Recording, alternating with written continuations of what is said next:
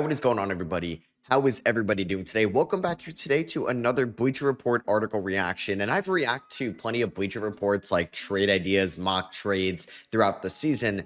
It's going to be a version of that today, but it's an interesting one because it's 5 trades that would blow up our latest 2026 NBA mock draft. So they basically go through their mock draft that Jonathan Wasserman did, and they're going to propose 5 trade ideas that could happen on the night of the 2026 draft. And I'm going to give you guys my thoughts, opinions. Do I think that they would end up doing this type of deal, or what would a potential framework actually look like? So we normally see draft night trades. I'm trying to remember because in 2024, we didn't really see anything in the lottery on the night of the draft or during the draft, but we did see the Denny of Dion trade, I think happened on the day of the draft actually. And then we ended up seeing like kind of the Jazz Wizards trade up. We saw the Grizzlies trade up for Cedric Howard, and then the Blazers traded down for Hansen Yang. There was probably another one in the first round that I'm just not remembering off the top of my head, but there are definitely draft night trades that can happen. And I feel like this year I don't know, like we could definitely see something happen just because what if a team is picking 3,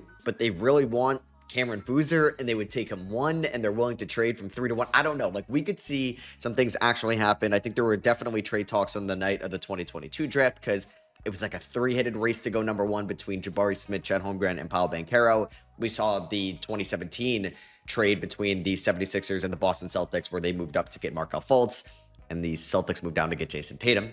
That trade has obviously worked out for one team and it hasn't for the other one. So they go through the whole mock draft here where they have AJ Debonsa going to the Indiana Pacers, Cameron Boozer going to the Wizards, and the Darren Peterson goes to the Brooklyn Nets. Caleb Wilson goes 4. Acuff goes 5 to Utah. I wonder if that's who they would take if they fell to 5. Now, I could see them trading the pick. I could see them offering the farm, which they kind of already offered for Jaren Jackson Jr. gave up. Like, would they try to trade? Like, would you trade 5 and Ace Bailey for Darren Peterson or the 3rd overall pick? Like, would you do that? That's interesting. That is interesting. Or would you do like the rights to Walker Kessler at 5? I don't know. Like, could we see a draft night trade like that? Dallas gets Keaton Wagler. I do like that fit, him playing off Kyrie Irving out of the gate. Memphis gets Kingston Flemings. Feels like a Grizzlies pick. Atlanta goes Mikal Brown. I like Chicago getting Braden Burries. I don't know how their fans feel about another guard. LeBaron Feiland to Milwaukee. Don't know if I love that fit for him. Braylon Mullins to Golden State. Koa Pete to Portland. Yaxel Lenneberg to Charlotte. Hell yeah, I like that. Miami going Nate Ament. I don't think they would take Nate Ament there. Jaden Quaidance to the OKC. Kareem Lopez to the Grizzlies. Tom McCall to San Antonio. Don't really love that fit too much. Cameron Carr to OKC. Also don't really like that fit. Charlotte goes Hans Steinbach. So they get Hans and Yaxel. Hell yeah, 2 Big Ten guys. Rebecca Corey going to the Raptors. That high, huh? I wonder if he's going to transfer or stay at Stanford this year. Christian Anderson going to Detroit. Like, I don't think Ibuka's going to go ahead of Anderson, but I could be wrong. And I wonder if like Texas Tech and the oil money down there in Texas just going to throw Anderson like $4 million to come back. Amari Allen going to Denver. I like that fit for him, especially did they lose Peyton Watson. Philadelphia going to Dave Mara. Sure. Like an Embiid, not replacement, but a better backup than a Dembona and Andre Drummond. Sinak falls here, goes to Atlanta. Malik Thomas of the Lakers. Morris Johnson, Knicks. Sturts, Celtics. Dalen Swain, Timberwolves. Mo Krivas, Cavs. I like that. And then Juke Harris to the Mavericks. All right, so here are the trade ideas. The Hawks trade up to 4.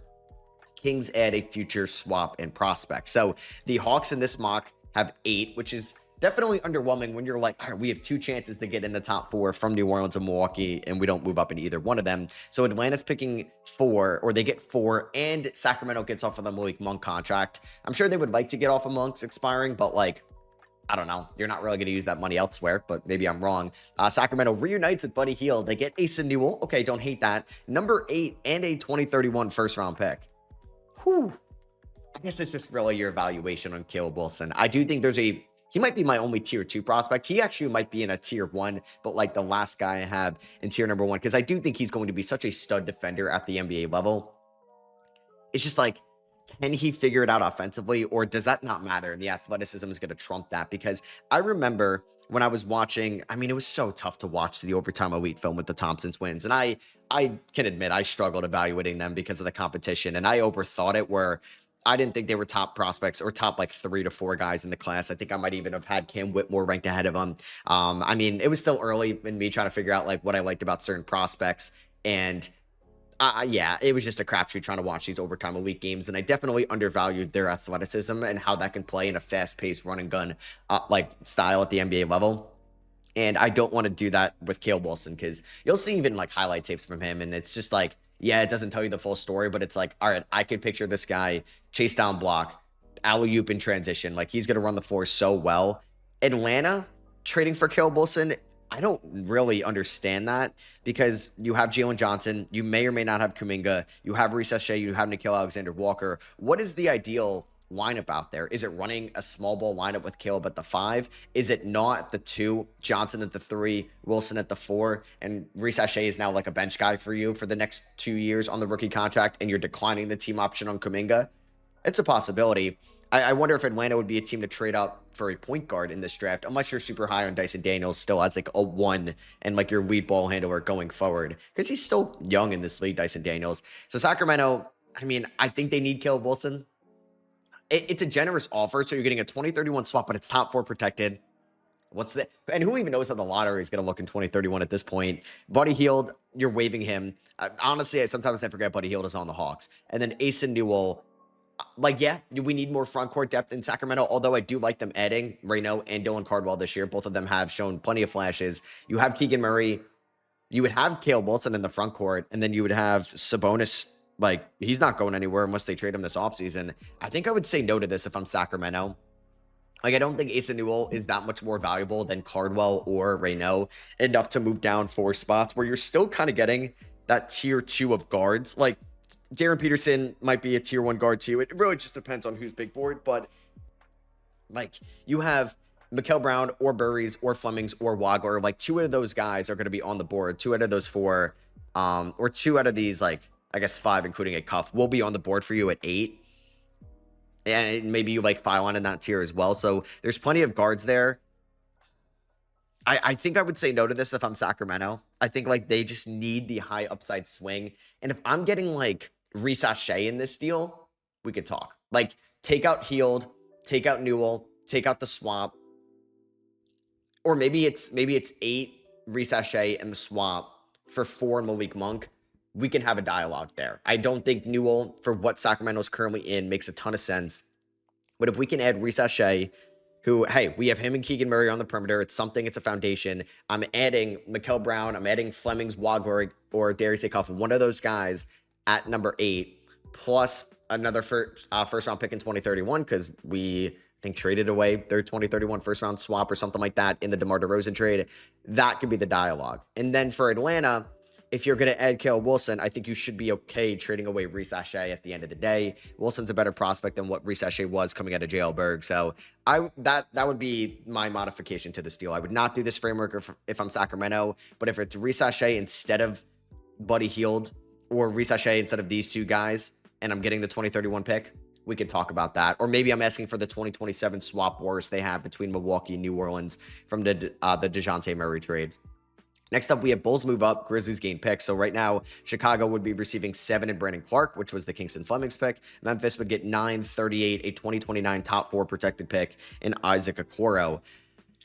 Okay, I mean, Okoro is a little bit more reliable than Brandon Clark, I guess you could say, just because of the injury concerns going forward. I mean, Memphis is still trying to figure out what its front court is going to be long-term. Jaren Jackson Jr. is no longer there. Do they value Taylor Hendricks highly? I don't think there'd be a front court guy they would take at number 9 unless they really like Yaxel, like they liked Edey on the older side. Hey, Yaxel and Edey, they're like the same age. Let's just run it up next year, I guess. I mean, sure. It's just like Edey's so productive when he's on the floor, but can he stay healthy? That's the big question mark with him.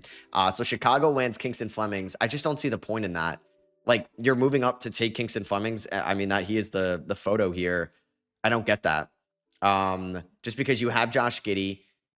I mean, Jaden Ivey's not on the team anymore, and you guys probably know what's going on with that situation. So he's not there. Rob Dillingham should not be baked into your long-term plans. Neither should Anthony Simons or Colin Sexton for what this team is doing, and they are both free agents as well. So I guess there are going to be more openings in the backcourt. It's just like, do you view Flemings as a guy that could play adjacent with Giddey? Now, he does help him out a ton defensively, but maybe Mikal Brown would make a little bit more sense for Chicago if they were to move up, but he's off the board. Or no, he would, like, they're leapfrogging Atlanta to take him. Okay. Like if Wagler's on the board, I could see the appeal in that. I like Braden Burries a lot. I think Braden Burries is pretty close to those guys where I'm not really giving up future picks to take a different player. Maybe if it's, yeah, Caleb Wilson. But I think Burries is pretty close to Darius Cuffin. You have Giddey locked up long term. You have Buzelis. They need a big man.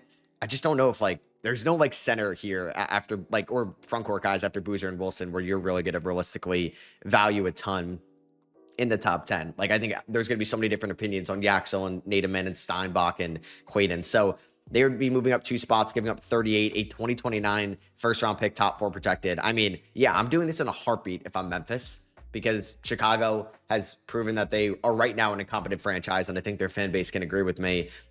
So sure, I would love that. I'm moving now 2 spots. I still think I'm getting the same tier of guards, and we still have the John Morant decision to make. I'm doing this if I'm Memphis. I would not do this if I'm Chicago. They should be in no position to trading away future picks unless they're landing a star under the age of 30 right now. So Bucks make a major move to appease Giannis. Mavericks focus on young core. Okay, well, we have Kyrie Irving getting traded to Dallas. Oh my God. Okay. I didn't even think we were going to do stuff like this. I thought it was going to be more draft night focused, which it kind of is. Dallas is trading Kyrie Irving for 10 Rollins, Kuzma, and Portis. Oh my God. I got to like wrap my head around this one. So I think in the mock, they have them taking Phylon. I mean, you don't do this if you're Milwaukee. If Giannis signs an extension, you could think about this. Like, yes, Giannis and Kyrie are intriguing, but you're like, do you have to throw in Ryan Rollins in this trade as well? I think like Milwaukee, or excuse me, I think Dallas would listen about 10 for Kyrie Irving. I don't think they would do it though, because I think they want to be competitive next year. So you have to sweeten the pot a ton and throw in Ryan Rollins. And now it's like, okay, Ryan Rollins and 10 for Kuzma. Kuzma's expiring. Portis has maybe 2 years left because of his player option. There's a ton of depth in Dallas with this deal. Like Kuzma, Washington, Caleb Martin, Cooper Flagg, Chris Middleton's probably gone. Maybe he signs back in Milwaukee. You have Gafford and Lively, Portis in this deal. You're going to have, there's somebody I'm forgetting off the top of my head. Said Washington. Well, we'll see Clay. You have Christie as well. And then you'd get 10. I mean, 10 in Rollins for Kyrie and like the situation they're in. Now, Rollins is a free agent in 2027. He's got a $4 million player option. He's opting out of that most likely. So Dallas would end up here. You could take a LeBaron, Phylon, Mullins, Pete, Lindenberg, like that next tier of guys. Like Phylon is just in like that last tier for me in the top 10. Mullins hit like the biggest shot of the season, but he definitely struggled leading up to that point. I don't even think he had a single shot or at least a single 3 before that logo one. Oh man, this one. I mean, I'm not doing this if I'm Milwaukee. Like I'm trading Giannis if I am Milwaukee, but I don't think they will. But if Giannis signs an extension, you have to at least think about this. Like it's just 3 for 1. Like Milwaukee's depth is so brutal right now. It's not great. Like Pete Nance, cool story. Ousmane Dieng, cool story. These guys should not be playing meaningful minutes for you next year if you legitimately think you can win a title. Like they could be nice rotational play, like end of the rotation guys, sure. Like 9, 10, and 11, and I guess that's their goal. But what's the lineup next year? It's Kyrie Irving. It's Kevin Porter Jr. coming back. Sure. Torian Prince coming back. You have Miles Turner, Kyrie, Giannis, like AJ Green. It's just they're so hamstringed financially. Like, can we get like another? You're not getting Max Christie. You're probably not getting PJ Washington in this trade. Can we get Brandon Williams? I don't know. It's a lot. I think I would do this if I'm Dallas. Although I could see why Dallas wouldn't want to do this, just because I think he's going to be good next year and the year after that. And you're trying to maximize maybe everything you can out of Cooper Flagg's rookie contract. So funny enough, if Giannis signs an extension, I think Milwaukee would do this. I wouldn't do this honestly if I was either team. And then, but if Giannis doesn't sign an extension, there's obviously no point in doing that. Warriors find a star spacer, Nets add assets. So Michael Porter Jr. for Kristaps in a sign and trade, and Brandon Podziemski. That is a great haul for Brooklyn, I think. I mean, Brooklyn does not own their first round pick outright next year. It's a swap wars with Houston. So that is the cause for concern here.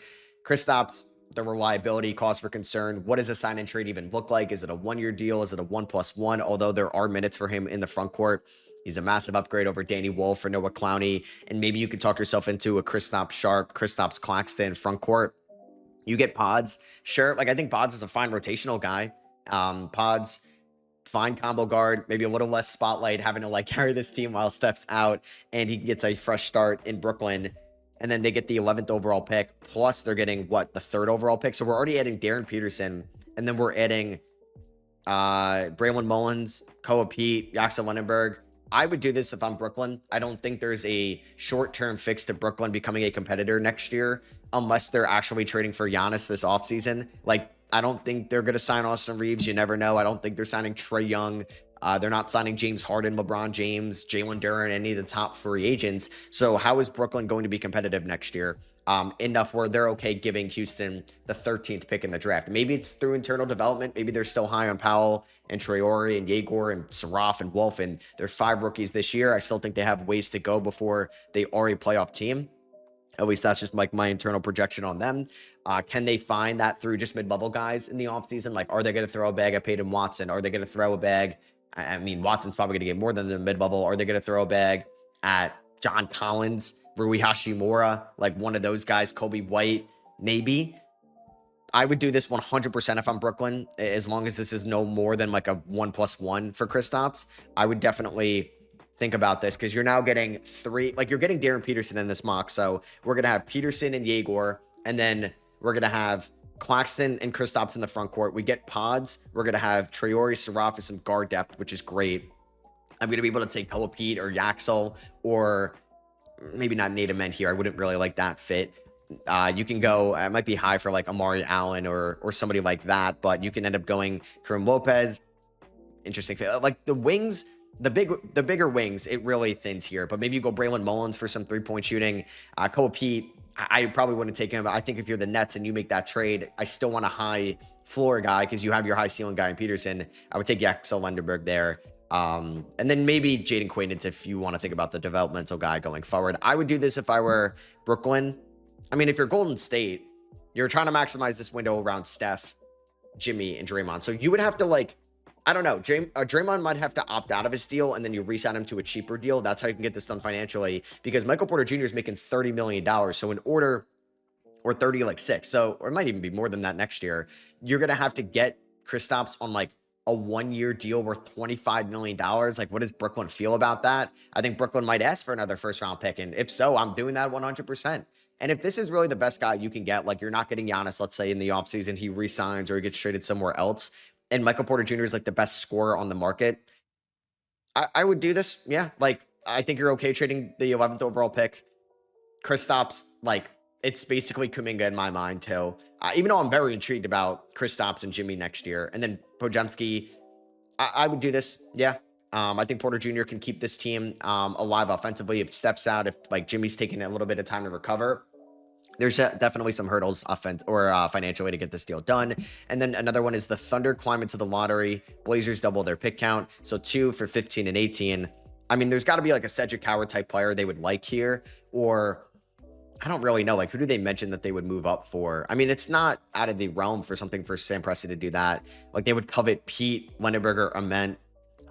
Unless you're kind of a genie and like you can really see Ament's like ceiling and what it can be. I struggle to view giving up. I mean, it's not the end of the world. This team has so much depth and so much picks at their disposal. Maybe Quaidance, they really like that if he's fully healthy. I don't think you're trading up for Hauker or Carr. I mean, for Portland, I would do that. I would 100% move down because right now Portland is projected to get Koa Pete, who I like for them, and I like next to Klingon, because I think they can actually complement each other very well.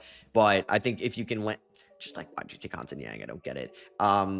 You take Quaidance, you take Carr in this theoretical mock draft. I think, yeah, I've watched some bad Portland bench lineups this year because of all the injuries they've had. How is, like, Dame's probably not playing back-to-backs next year. Drew's getting up there in age and they could trade him. Who knows? You have some question marks maybe about Scoot's long-term future. Like, maybe you like, I don't know, Ibuka if he declares. You like Anderson. You like Bennett Sturts, who's going a little bit later in this mock, right? There's definitely some other point guard options to give you some depth next year. I would do this if I'm Portland. I just don't think there's going to be a player that, unless OKC loves Yaxel Lindenberg to help them out like immediately next year, and Presti thinks he's going to be a top 10 rookie or a top 10 player from this class for the next 4 to 5 years, and that's the window you care about. You don't really care about everybody else's ceiling because this is your window right now and you're trying to maximize this core, avoiding the second apron. Sure. But financially, I mean, the 12th pick will make less than the 15th and 18th pick combined, but it just really comes down to like if Presti really loves any of these guys. Like maybe he loves Koa Pete, maybe Mullins falls and he loves him.